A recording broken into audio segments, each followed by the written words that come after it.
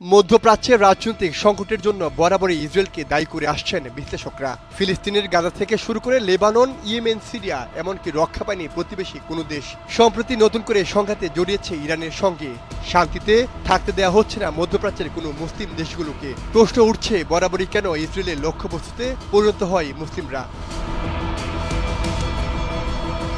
Israel যখনই সুযোগ পেয়েছে মুসলিমদের স্বার্থের উপর আঘাত এনেছে, বিশ্বব্যাপী মুসলিমরা যখন মাথা তুলে দাঁড়াতে চেয়েছে, তখনই প্রত্যক্ষ বা পরোক্ষভাবে তাদের থামাতে উঠে পড়ে লেগেছে ইসরায়েল। এমনকি মুসলিম জনগোষ্ঠীর উপর গণহত্যা চালাতে দ্বিধা করেনি তারা। সম্প্রতি গাজায় গণহত্যা থেকে শুরু করে ইরানের হামলায় ইসরায়েলের সেই এজেন্ডাই আবারও চোখে আঙুল দিয়ে দেখিয়ে দেয়।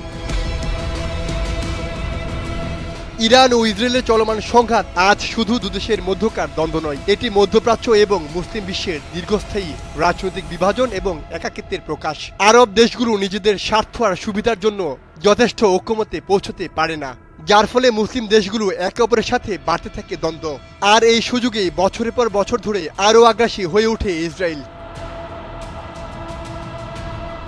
ইসরায়েলি নীতির আরও একটি দিক হল ধর্মীয় অনুভূতির উপর আঘাত। মসজিদে হামলা, কুরআন অবমাননা, পোশাক নিয়ে বিদ্রোহ, এসব ঘটনা মুসলিমদের মধ্যে বিভ্রান্তি ও ক্ষোভ সৃষ্টি করছে।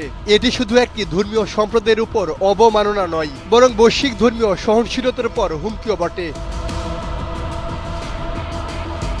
ইসরায়েল বর্তমানে টার্গেট কিলিং বা নির্দিষ্ট ব্যক্তিকে হত্যা করার নীতিতে বিশ্বাস করছে।